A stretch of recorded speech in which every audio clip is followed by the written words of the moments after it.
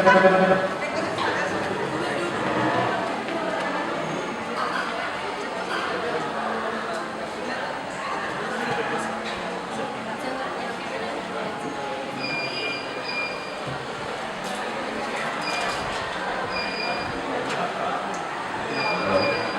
warahmatullahi wabarakatuh. Selamat sore teman-teman semua. Sebelumnya aku sebagai perwakilan dari Alfa ingin mengucapkan terima kasih karena Alfa sudah mau maju untuk menjadi perwakilan dari anggota independen DPR Polri. Berarti kayak kita sudah yakin bahwa teman-teman emang mau mengambil kegiatan tahun depan. Mungkin aku bertanya ya untuk anak dulu Surya dan juga Ayu. Pertanyaan yang saya mau tanyakan adalah tadi kan sempat disebutkan oleh salah satu kalian kalau masalah kalau misalnya DPR Polri untuk proses pemilihan itu kekurangan personel karena kan ketuanya itu mundur karena maju DPR. Nah, terkhusus bagi teman-teman 2013, apakah untuk Ayu dan Surya ada rencana ke depannya setelah di DPR Polri? Karena kalau misalnya emang dari sekarang kalian sudah komitmen untuk mengabdi di DPR Polri, apalah artinya kalau misalnya nanti tiba-tiba di tengah jalan kalian berpikiran untuk maju menjadi sesuatu unik. Mungkin kalau nanti dari aku pertanyaannya dulu dan jawabannya kalau usah muluk-muluk, jujur aja. Terima kasih.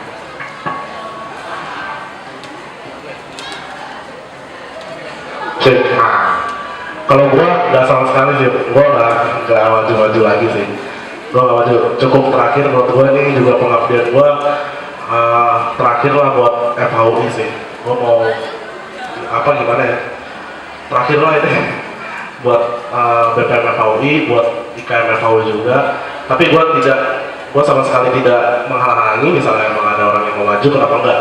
Karena itu ya betul ya kayak Nabi Muhammad apa paling orang yang bermanfaat ya gitu.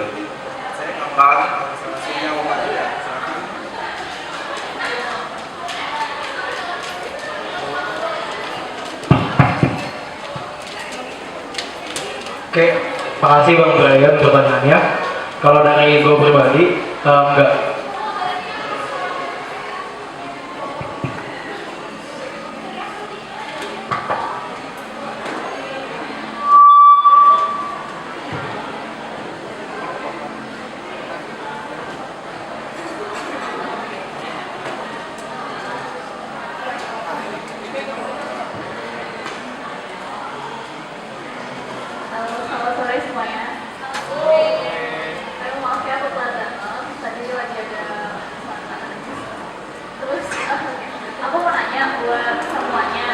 Kan di visi-visi kalian di makalah yang udah aku baca itu kebanyakan ngebahas soal sengketa BO BSO. Salah satu fungsi BPM itu buat menyelesaikan sengketa BO BSO.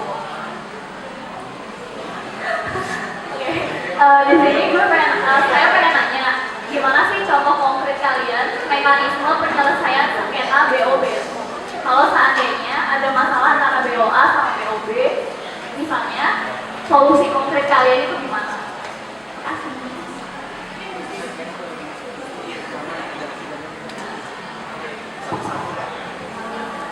Oke, kalau dari gua sih Mbak, sebenarnya menyelesaikan sengketa BO BSO itu adalah sebenarnya kalau kita lihat adalah salah satu fungsi yudikatif dari BPM FHUI.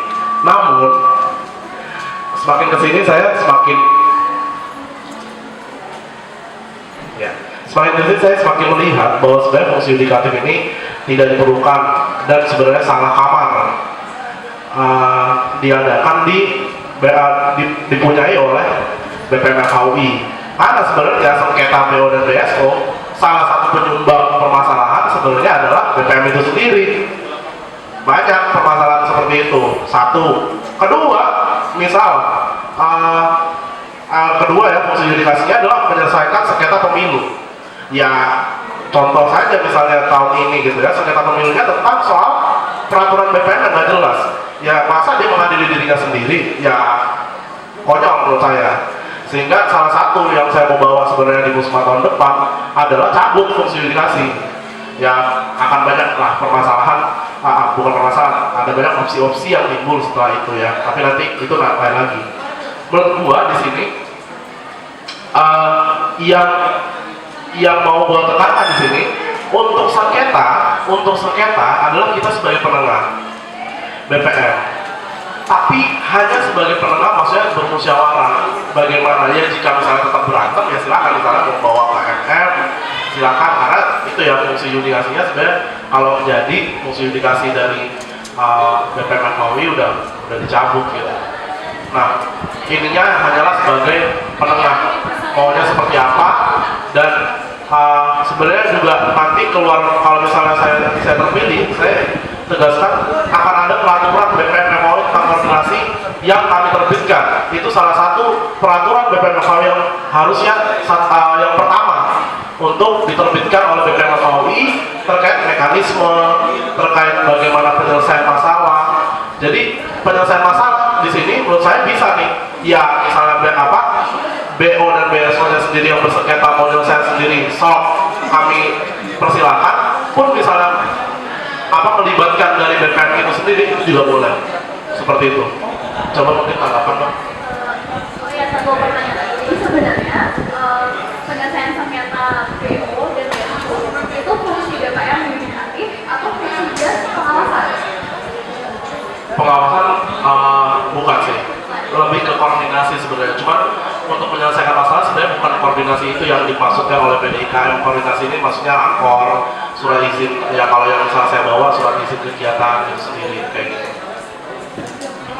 Selanjutnya mungkin Taya. Kasih pertanyaan Mbak. Oh nggak saya koreksi lagi ya. Pertanyaan itu apa mekanisme sengketa BO dan BSO? Kalau menurut saya di BPM itu sendiri kan ada 4 fungsi, yaitu fungsi legislatif, yudikatif, koordinasi, dan pengawasan. Nah menurut saya untuk menyelesaikan masalah ini pasti harus kita selesaikan dengan cara fungsi yudikatif. Kalau menurut saya kekurangan BPM selama ini ketika punya fungsi yudikatif tapi nggak punya sanksi yang tegas. Misalnya ketika ada BO atau BSO yang bentrok cuman dikasih sanksi sanksi sosial begitu aja tanpa diberikan sanksi yang tegas. Misalnya dibuat publikasi tentang misalnya suatu BO atau BSO melanggar kesepakatan sebelumnya, itu kesepakatan di rakor, mereka melanggar, dan menurut saya alangkah lebih baik dibuat suatu publikasi bahwa si BO atau BSO itu telah melanggar suatu peraturan. Menurut saya sih seperti itu. Ya, Assalamualaikum warahmatullahi wabarakatuh. Terima kasih pada Mbak Riri atas pertanyaannya. Saya akan coba jawab mengenai mekanisme penyelesaian sengketa yang konflik antara BO dan BSO. Memang pada dasarnya di PDIKM di pasal 8 terdapat tentang fungsi pengawasan, fungsi yudikatif yang salah satunya adalah penyelesaian sengketa. Meskipun di situ sudah ada fungsinya, tetapi memang belum ada aturan turunannya untuk bagaimana mekanismenya. Nah, yang saya tawarkan di sini, apabila memang benar-benar ada terjadi sengketa, maka kita akan melakukan mediasi. Jadi pendudukan perkara secara bersama-sama, musyawarah seperti apa yang sudah disampaikan oleh Bang Aim dan juga Raihan. Kemudian kalau misalkan memang tidak ditemukan jalan keluar dari sana, mungkin BPM di situ dapat membuat suatu keputusan. Misalkan jika memang salah satunya salah dan salah satunya tidak, misalnya kita bisa mencabut tanggal, misalnya dia memiliki jadwal pada hari ini, misalnya kita cabut, jadi kita cut kegiatannya, misalnya seperti itu. Apakah sudah menjawab? Oke, Mbak Riri, untuk mekanisme ini ya penyelesaian sengketa antara lembaga-lembaga di FKUI, dan sebenarnya kan sudah ada ya di PDIKM FKUI. Kalau misalnya salah satu fungsi BPM FKUI itu adalah fungsi yudikasi, itu salah satunya itu menyelesaikan sengketa antara lembaga-lembaga. Tapi yang kelemahan dari PDKM FAU itu sampai sekarang itu dari peraturan itu mungkin yang tadi udah ngomong ya, kalau nggak ada turunannya, nggak ada kayak sanksi-sanksi yang bisa diberikan untuk lembaga-lembaga yang melanggar misalnya rakor lah kayak gitu. Untuk itu tahun depan di Musma itu salah satu concern saya itu adalah penyematan sanksi-sanksi untuk penyelewengan ini, agar nanti BPM Hal itu sebagai kodamnya itu lembaga tertinggi itu bisa tegas dan bisa mengkoordinasi semua lembaga-lembaga yang diawasinya atau dikoordinasinya dengan baik.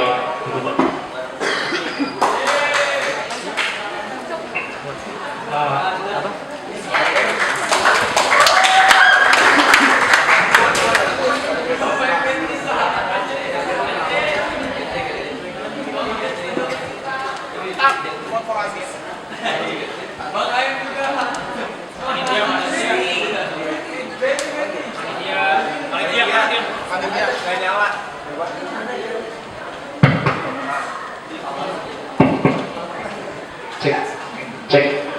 Oke, sebelumnya terima kasih buat Mbak Rini atas pertanyaannya terkait apa hal yang konkret yang saya tawarkan terkait penyelesaian sengketa BO dan BSO. Pertama, pencegahan dari segi preventif. Pencegahan dari segi preventif sendiri, saya sangat menginternalisasi bahwasannya kata keluarga dalam Ikatan Keluarga Mahasiswa Fakultas Hukum Universitas Indonesia. Karena saya percaya bahwasannya ketika kita sebagai lembaga, ketika kita memahami bahwasannya kita ada di sini bahwasannya untuk kontribusi sebesar-besarnya untuk FAUI, gua rasa sih sebenarnya dari dari penguatan antar ketua BO dan BSO, tadi saya sudah menawarkan terkait masalah team building bareng dan juga penguatan berbagai kegiatan yang kultural nantinya kepada ketua BO dan BSO. Itu adalah salah satu langkah preventif bahwasannya harapannya kita saling mengerti gitu bahwa keadaan kita di sini adalah untuk kontribusi ke FAUI. Kemudian untuk langkah berikutnya adalah penetapan prosedur tetap BPM mengenai koordinasi. Jadi di sini BPM untuk terkait masalah terkait masalah koordinasi yang nantinya akan bentrok, maka BPM akan nanti BPM FAUI bersama teman-teman saya harapkan akan menyarankan secara konkret bahwasannya teman-teman punya apa kegiatannya gitu. Karena permasalahan terbesar di sini yang saya lihat adalah ketika di tengah jalan,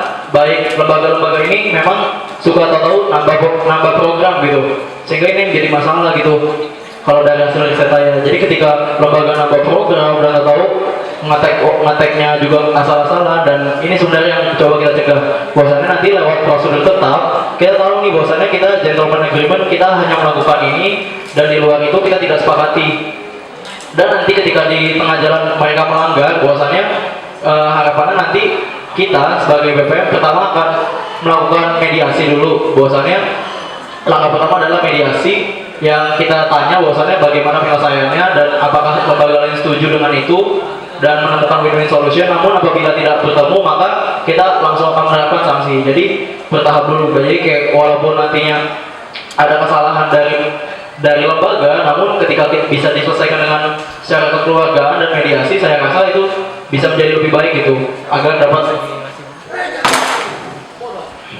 dapat intinya memberikan bermanfaatan lebih gitu kepada FAUI. Jadi nanti lewat prosedur tetap, nanti saya juga akan mengamanahkan kepada BEM FAUI, mungkin saya akan diskusi lebih dengan calon ketua BEM dan siapapun nanti yang terpilih terkait bahwasannya nanti BEM FAUI akan mengamanahkan kepada BEM FAUI untuk melakukan prosedur tetap BEM FAUI terhadap BSO, yang harapannya nanti ketika BSO sudah mengetahui bahwasannya ini loh hak dan kewajibannya, ini loh hal yang harus mereka lakukan, apabila tidak menaati, maka sanksinya adalah sebuah proker akan ditahan oleh BEM FAUI. Jadi itu salah satu langkah konkret yang mungkin menurut saya. Terima kasih.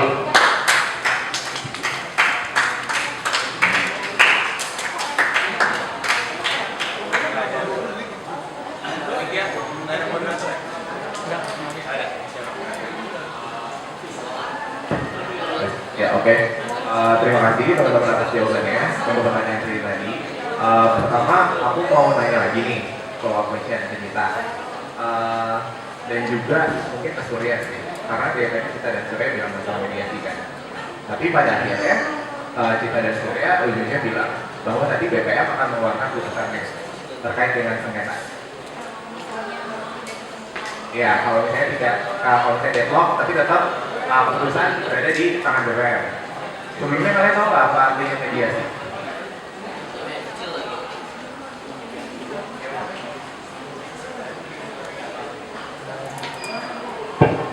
Jadi mediasi itu sebagaimana yang kita tahu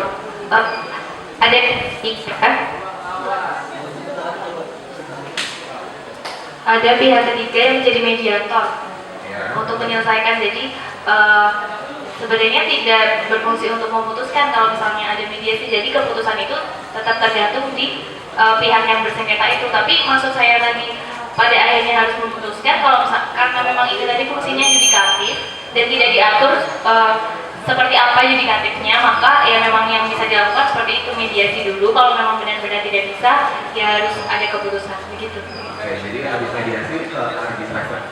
Ya bisa dibilang gitu. Ya udah terus. Baik, kalau misalnya mediasi, kalau misalnya kalian bilang mediasi, pihak ketiga itu tidak memutuskan. Jadi kalau misalnya kata mediasi itu salah. Terus kalau misalnya mau memutus,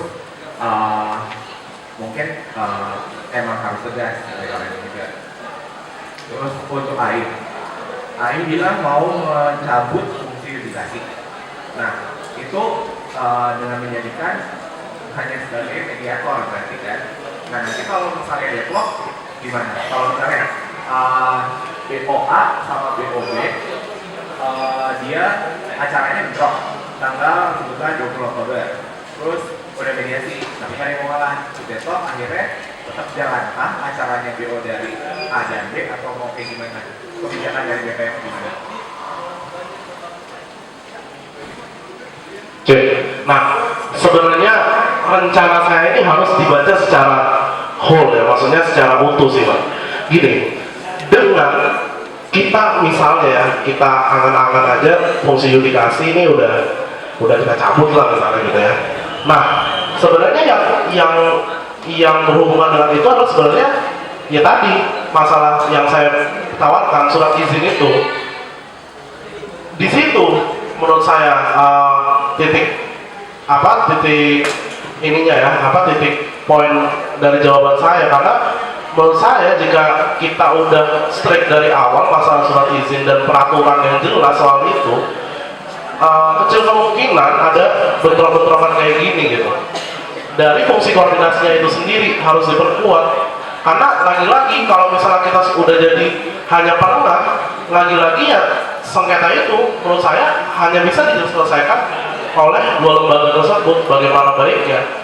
Namun tidak berarti kita tidak bisa menerapkan sanksi, karena kita kan yang tadi saya bilang surat izin ini punya instrumen sanksi di dalamnya, dan yang menerapkan sanksi ya BPM, FAUI, lagi-lagi balik lagi kayak gitu sih Bang. Oke, yang pertama atas dasar apa BPM FAUI menerapkan sanksi. Terus yang kedua, kalau misalnya emang ini masuk ke surat izin, bagaimana mekanisme dari surat izinnya? Terus lebih khususnya lagi, acara apa aja yang diatur oleh Ayu melalui surat izinnya yang harus menguruskan surat izin? Kayak parameter acaranya seperti apa? Apakah itu hanya untuk lingkup FAUI atau untuk luar FAUI itu kayak gimana? Boleh tolong menjelaskan mungkin surat izin? Oke, yang pertama berarti apa dasarnya ya? Dasarnya sebenarnya adalah kewenangan, misalnya kita bikin peraturan BPM, FAUI tentang surat izin dan tentang sanksi yang melekat. Peraturan BPM FAUI itu kalau kita lihat di pasal 45 PDIKM adalah salah satu tata susunan peraturan IKM FAUI, sehingga dia memiliki delegasi kewenangan dari PDIKM itu sendiri. Nah, itu satu. Jadi adalah memang dia punya kekuasaan di situ, dia punya kewenangan. Kedua, mekanismenya ini adalah sebenarnya yang baru saya tawarkan di